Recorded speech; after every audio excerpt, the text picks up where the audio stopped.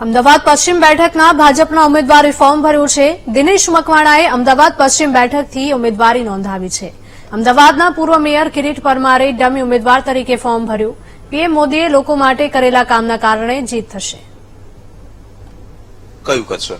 ભારતીય જનતા પાર્ટીના કાર્યકર્તા હંમેશા સામેની પાર્ટીની કોઈ ચિંતા કરતા નથી। અમે અમારી પાર્ટીનું જ અમારી લીટી લાંબી કરીએ છીએ।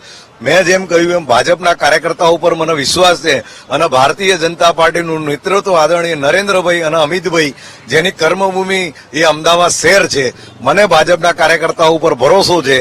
ભાજપના કાર્યકર્તાઓ જનૂનથી જીતાડશે અને નરેન્દ્રભાઈ અને અમિતભાઈ જે સપનું સેવ્યું છે કોંગ્રેસ મુક્ત ગુજરાત, કોંગ્રેસ મુક્ત ભારત કરવાનું, એની અંદર ભાજપના કાર્યકર્તાઓ સફળ રહેશે। ચોક્કસથી આ હતા અમદાવાદ પશ્ચિમના ઉમેદવાર કે જેઓએ કહ્યું કે આગામી દિવસોમાં ભાજપની ભવ્ય જીત થશે, ગુજરાત અને દેશમાં કોંગ્રેસ મુક્ત દેશ બનશે। કેમેરા પર્સન શૈલેષ ચાવડા સાથે પાર્થ જાની, વીટીવી ન્યૂઝ, અમદાવાદ। અમદાવાદ પશ્ચિમ બેઠકના ભાજપના ઉમેદવારે ફોર્મ ભર્યું છે।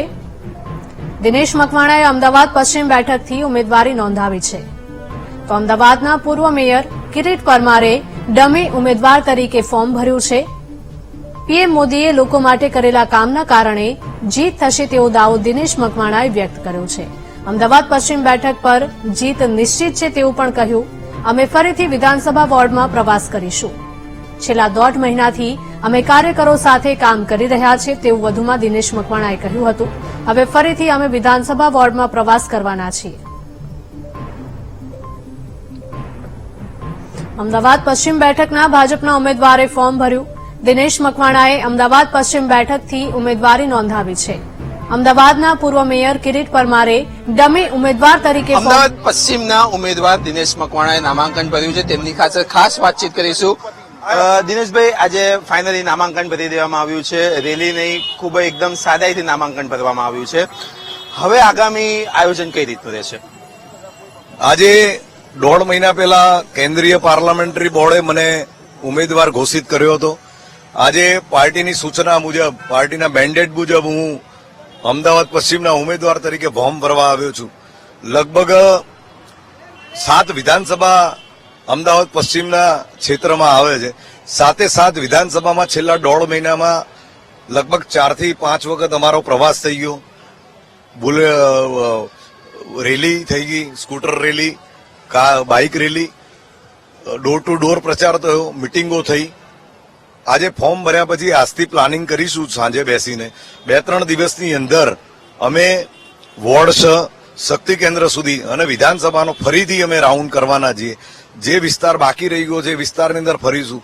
રાત્રે 7 થી 10 વાગ્યા સુધી મોટી સોસાયટીઓના ચેરમેન સેક્રેટરીઓ સાથેની મિટિંગ, શ્રેષ્ઠીઓ સાથેની મિટિંગ, વિવિધ સમાજો સાથેની મિટિંગ, એમ કરીને કુલ મિલાકર 20 દિવસ અમે 5 તારીખ સુધી ખૂબ પ્રચાર કરીને ભારતીય જનતા પાર્ટીના ઉમેદવારને જંગી લીડ મળે એ દિશાની અંદર અમે પ્રયત્ન કરીશું। દિનેશભાઈ, 1996 બાદ પ્રથમ વખત આ લોકસભાની ચૂંટણી જે મે મહિનામાં યોજાઈ રહી છે। અત્યારથી જ ગરમી છે, મે મહિનો તો હજી આવવાની પણ વાર છે, પણ 41, 42, 45 સુધી ગરમી પહોંચે અને મતદાનના દિવસે મતદારોને કઈ રીતે બહાર કાઢવાનું આયોજન?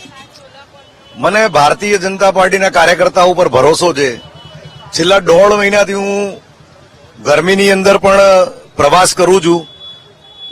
14 તારીખે ડોક્ટર આંબેડકરજીની જન્મજયંતિ નિમિત્તે ભારતીય જનતા પાર્ટીના કાર્યકર્તાઓ સાથે મેં રેલી કરી હતી। સવારે 9:30 વાગે રેલી સ્ટાર્ટ થઈ હતી જમાલપુર ખાડિયાથી, સારંગપુરના બાબા સાહેબના સ્ટેચ્યુથી।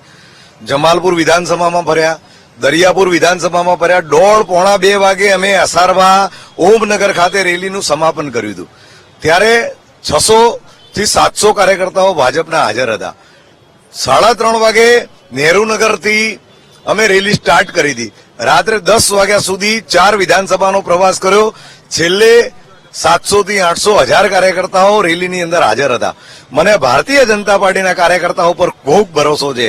ભારતીય જનતા પાર્ટીનો કાર્યકર્તા છેલ્લા 1 વર્ષથી બૂથની અંદર ભાજપના ઉમેદવારને જીતાડવા માટે મહેનત કરે છે અને નરેન્દ્રભાઈનું નામ અને નરેન્દ્રભાઈનું કામ જે રીતે ભારતીય જનતા પાર્ટી કોર્પોરેશન, રાજ્ય સરકાર અને કેન્દ્ર સરકારની અંદર કામો કરી રહી છે, કુલ મિલાકર બધાનો સરવાળો ગણીએ તો ભારતીય જનતા પાર્ટીના કાર્યકર્તાઓની પસીનાની મહેનત, નરેન્દ્રભાઈનું નામ અને કામ સાથે મળીને ગમે તેવી ગરમી હશે તોય કોંગ્રેસના એક પણ ઉમેદવારની ડિપોઝિટ બચશે નહીં, એવો હું આપને ખાતરી આપું છું.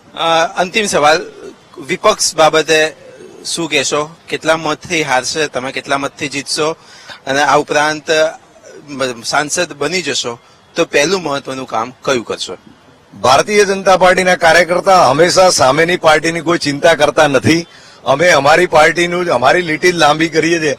મેં જેમ કહ્યું એમ ભાજપના કાર્યકર્તાઓ ઉપર મને વિશ્વાસ છે અને ભારતીય જનતા પાર્ટીનું નેતૃત્વ આદરણીય નરેન્દ્રભાઈ અને અમિતભાઈ, જેની કર્મભૂમિ એ અમદાવાદ શહેર છે, મને ભાજપના કાર્યકર્તાઓ ઉપર ભરોસો છે. ભાજપના કાર્યકર્તાઓ જનૂનથી જીતાડશે અને નરેન્દ્રભાઈ અને અમિતભાઈ જે સપનું સેવ્યું છે કોંગ્રેસ મુક્ત ગુજરાત, કોંગ્રેસ મુક્ત ભારત કરવાનું, એની અંદર ભાજપના કાર્યકર્તાઓ સફળ રહેશે.